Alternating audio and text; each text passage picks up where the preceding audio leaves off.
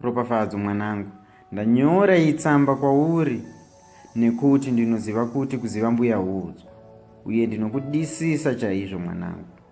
Rwendo rweupenyu rungazokuremera mwanangu kana ndikasakupanga mazano. Chese chauchaita ndinoda kuti ushandise focused speed. Ziva kuti chinono chine ingwe, bere rakadya richifamba. Hazvireve kuti wese anokusekerera kana anoti ndinokuda anokuda zvemandoro kwati. Ziva kuti zinoirema rinosekerera newarisingadi. Man focused youth aya ane zviuno zviri mumabvi. Usanyemwerera kana kufambira pedyo nawo. Vazhinji vavo vane rurimi runotapira seuchi, asi moyo yavo yakaoma. Ngwarira shamwari dzako mwanangu, nekuti ndidzo dzinoumba unhu hwako.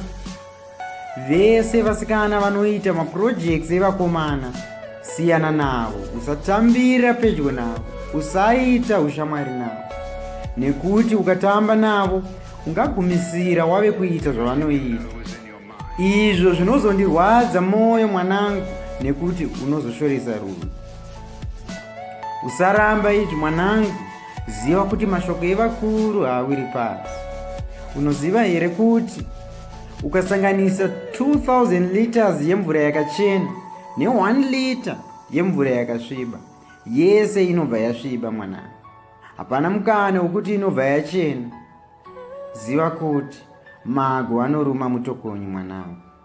Pazvese izvi zvandakurayira, chakanyanya kukosha kutya Jehovha, nekuti kutya Jehovha ndiwo mamambo ezivo neuchenjeri. Ndinoda uyo wakachenjera mwanangu.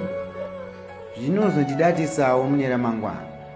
Ndinovimba kuzokuona uchiyaruka, wodatisawo. Vanasikana vevamonziwo itai saropafadzo, teedzerai chera. Zvinozondidatisawo mwanangu. Ndofara kuti ndakagona kuchengeta nekurayira. Hangu ndasakura ndazunza mwanangu. Zvasarira iwewe kubhuya rayiro yangu kana kuishandisa. Wakaishandisa uchava neramangwana rakajeka. Ndinokudisisa mwanangu. Uri pamoyo.